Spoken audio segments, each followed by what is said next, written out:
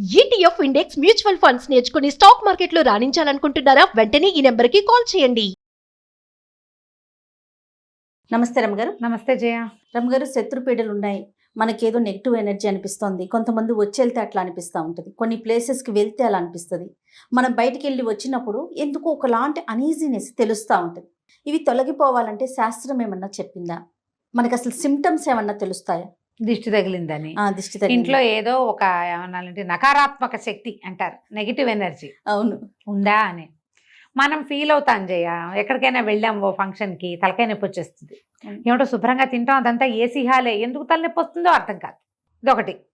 అక్కడి నుంచి ఇంట్లో ఏమిటో నస, ఆ ప్లగ్ విరిగింది, అది బాగు చేయించాం. మిక్సీ చెడింది, ఇది బాగు చేయించాం. జార్ చేయి పడిపోయింది, చేయి తప్పి అది కాస్త విరిగింది. మిక్సీ కోసం ఓసారి బజార్ వెళితే మర్నాడు మళ్ళీ జార్ కోసం మళ్ళీ వెళ్లాల్సి వస్తుంది. కప్పులు పగిలిపోతాయి, ప్లాస్టిక్ సామాన్లు పగులుతాయి, ఎంతసేపు ఏదైనా చేయి జారి పడిపోతూ ఉంటుంది, పడిపోతాయి. తర్వాత ఏమో ఒట్టి పుణ్యానికి కొట్లాడుకుంటాం మనం, ఏముండదు మ్యాటర్. పిల్లలు ఏడుపు మొదలు పెట్టేసరికల్లా అక్కడ స్టార్ట్ చేసి మీ అమ్మ మీ నాన్న దాకా వెళ్ళిపోతాం మనం కొట్లాడుకుని. ఓకే, ఇంకా ఇలాంటివన్నీ జరుగుతాయి. బజార్ వెళ్తే ఎప్పుడు కారు వేసుకెళ్తామా, పార్కింగ్ దొరకదు చేయ. ఇంతమంది కార్లు పట్టాయి, మన కారు కూడా పట్టలేదు.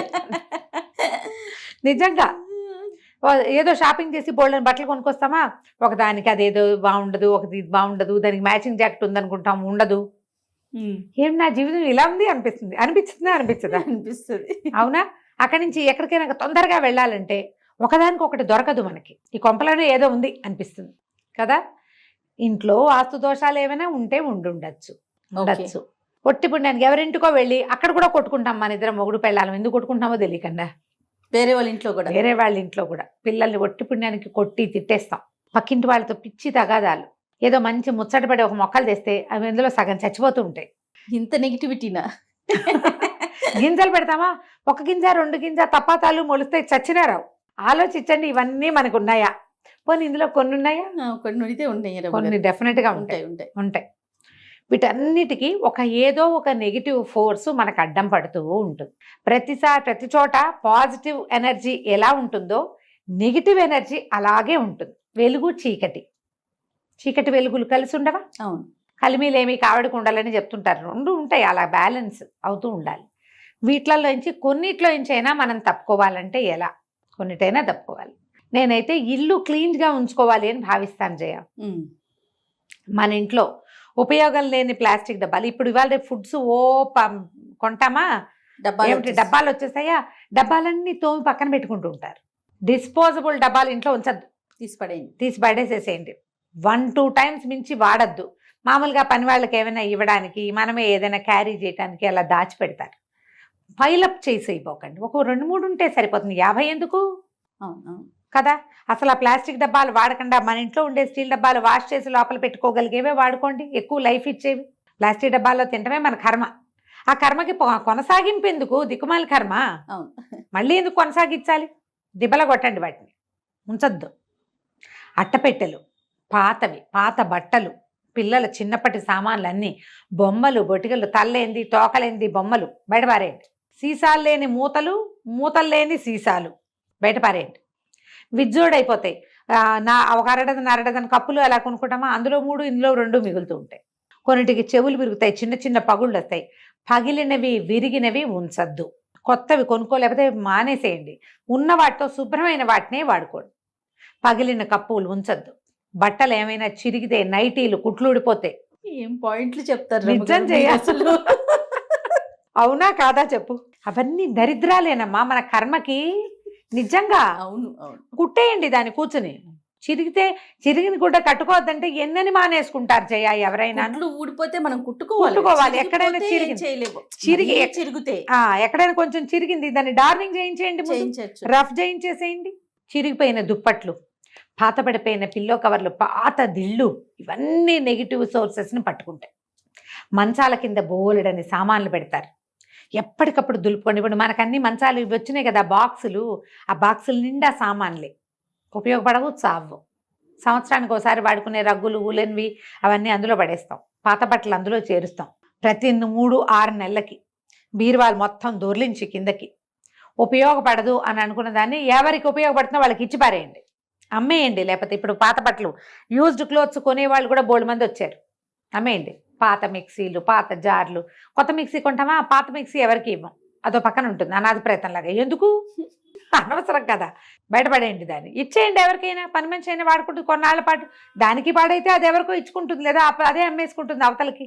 మీరు ఆలోచించండి. వెదురు బుట్టలు అవి కొనుక్కొస్తాను జయ, కొత్తల్లో భలే ముద్దుగా సరదాగా ఉంటాయి. కొన్నాళ్ళకి మాస్టి మొహాలు పడతాయి అవి, నువ్వు వాడవు పెట్టవు. అవును, వాటిని ఏదైనా రీసైక్లింగ్ చేసేస్తే చేసేయండి, ఇంకో పనికి వాడండి, లేకపోతే ఇచ్చేయటమే, పంపేయండి. ఇచ్చేయద్దు, పారేయమంటున్నాను, అనకుండా ఇలా చెప్తాను అంతే. ఓ అంతేనా. ఇక నువ్వు ఏదైనా సరే, ఇయర్ రింగ్స్, సైడ్ పిన్స్, ఈ మెల్లో పెట్టుకునేవి, పూసలు, పిల్లలవి వస్తువులు తయారు చేసేవి ఏమిటో అవి. మా ఇంట్లో అయితే జయ, మా వాడి క్విల్లింగ్ సామాన్లు, సిల్క్ థ్రెడ్ సామాన్లు, ఇంకేం నిట్టింగ్ సామాన్లు, అందులో కార్తీక్ బాగా చేస్తాడు కదా. చేసేవాడు వాడు, తాడు కాదు ఇప్పుడు వాడు, ఎప్పటి సంగతో. ఇక ఎప్పటికప్పుడు రంగులు, పేస్ట్లు, కలర్లు, గోడల మీద వేసేవి, పుస్తకాల మీద వేసేవి, పేపర్ల మీద వేసేవి, నగలు గోడల మీద వేసుకునేవి, ఇక ఎన్నో. పడేటివేనా, ఆ పారేయటమే, ఇచ్చేయటమే. ఏమన్నా పిల్లలు, ఆడపిల్లలు వస్తే మా సరదాగా ఉందా చేసుకుంటావా అని ఎలా చేసుకోవాలో కాస్త 2-3 వాక్యాల్లో చెప్పి ఇచ్చే, మనమే నేర్పించి ఇచ్చేయటమే, పారేసుకోవటమే. ఇదే పని. పాత పుస్తకాలు, పాత అట్టపెట్టెలు, పాత చెక్క పెట్టెలు ఇంట్లో ఉంచకండి. తర్వాత ఇక్కడి నుంచి ఇది ఇల్లు చాలానే చేసాం.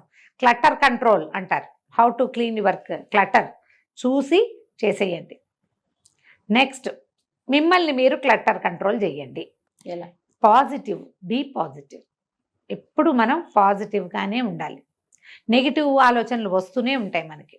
ఎక్కడికైనా బయలుదేరుతాం, అక్కడ ఎట్లా ఉంటుందో అనుకోవద్దు, అన్నీ బాగుంటాయి అనుకోండి, ఆల్ ఈజ్ వెల్ అనుకొని వెళ్ళటం.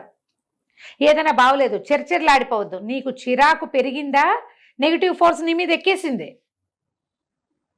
చీరలాడద్దు అని. ఇలాగే ఉంది ఇవాళ రేపు అన్ని చోట్ల. మనమేం దిగొచ్చామా, అందరిలాగానే మనకు కూడా వస్తుంది. ఇలాంటి ఆలోచన ధోరణి ఉండాలి. ఎక్కడి నుంచైనా బయట నుంచి వచ్చినప్పుడు ఇమ్మీడియట్గా కాళ్ళు కడుక్కోండి. ఇంట్లోకి రావటం ఏంటి, కాళ్ళు చేతుల మొహం కడిగేసేయాలి. ఏ బట్టలు కట్టుకెళ్ళారో వాటితో సోఫాల్లో పడి ఉండద్దు, మంచాలు ఎక్కదు. పొరపాటును కూడా బయట నుంచి వచ్చిన బట్టలతోటి మంచం మీద ఎక్కద్దు. మీకు ఎంత తలనొప్పిగా ఉన్నా సరే, ఆ చీర డ్రెస్సో, మగవాళ్ళు అయితే ప్యాంట్ షర్టు, ఆడవాళ్ళు అయితే చీరలో డ్రెస్సులో విప్పో పక్కన పడేయండి. తర్వాత మడుచుకోండి, పోని మడవగలితే మడవండి వెంటనే, లేకపోతే లేదు. ముందు కాళ్ళు చేతులు మొహం శుభ్రంగా కడుక్కోండి. వేరే ఫ్రెష్ బట్టలు వేసుకోండి, కాసిన మంచినీళ్ళు తాగండి, అప్పుడు పడుకోండి. ఒకవేళ రాత్రి ఇప్పుడు సాయంకాలం పూట వెళ్ళారు, రాగానే ఇంట్లో ఒక అగరొత్తి వెలిగించుకోండి, కాస్త ధూపం వేసుకోండి. వీటి వల్ల మీ నెగిటివ్ ఫోర్సెస్ తగ్గిపోతాయి. ఇది ఆలోచించండి. ఇప్పుడు నేను చెప్పినవన్నీ అందరికీ తెలుసు, అందరికీ ఉండేవే. మనం సరిగ్గా దాన్ని సమాధాన పరుస్తున్నామా లేదా అనేది చూసుకోండి. కాదే ఒక పిల్లాడు ఏడుస్తాడు, ఏం చేస్తావు నువ్వు, ఓ పిల్లాడు చూస్తున్నాడు ఇక్కడ, వాడు ఏడుస్తుంటాడు, ఏం చేస్తావు, ముందు ఎత్తుకుంటావు, జో కొడతాము, ఆకలిస్తుందేమో చూస్తాము, వస్తుందేమో చూస్తాము, ఏదైనా పెట్టానే ట్రై చేస్తాం, అది చూడని చూపిస్తాం, లేదా ఫోన్ చేతిలో పెడతాం, ఏదో ఒకటి చేస్తామా. ఎన్ని చేసాం సమాధానాలు. మనం కూడా అంతే, ముందు ఏం చేయాలనేది ఆలోచించాలి. అన్నీ చేసి చూడండి, ఎక్కడో చోట సమాధానం లభించింది. ఇల్లు క్లీన్గా ఉంచుకుంటే మనకు సమస్యలు తక్కువగా ఉన్నాయి, చేసేయండి. ఎప్పుడు ఇల్లే క్లీన్ చేసుకుంటూ ఉండండి. మనమే సరిగ్గా లేము, మనం రిపేర్ చేసుకుందాం అనిపిస్తే చేసుకోండి. ప్రతి వాళ్ళకి సమస్యలు వస్తాయి, సమస్యలు సహజం. లోకంలో వెలుగు చీకటి ఉన్నట్టే. దీనికి రెడీగా ఉందాం. ఏదైనా వస్తే దానికి కావాల్సింది చేద్దాం. వచ్చిందని ఏడుస్తూ కూర్చుని నా నెత్తి మీద పెట్టి చేతులు పెట్టుకుని వాస్తు బాగోలేదా, ఇల్లు బాగోలేదా, అది బాగోలేదా, నా జీవితం ఇలా అయిపోయింది, ఇలా బాధపడద్దు. ఇవి అందరికీ వస్తాయి. ఎలా వదిలించుకోవాలో ఆలోచించాలి. రమగారు, బీ పాజిటివ్ అంటే గుర్తొచ్చింది, చాలా విషయాలు చెప్పారండి మీరు. బీ పాజిటివ్ లో చాలా వీడియోలు, మంచి మంచి విషయాలు. మళ్ళీ చెప్పే ప్రయత్నం చేయండి రమగారు, ఇంకొకసారి మళ్ళీ కొత్త విషయాల్ని కొత్తగా ప్రేక్షకులకు అందిద్దామండి. అలాగే, రైట్ అండి, నమస్తే. నమస్తే.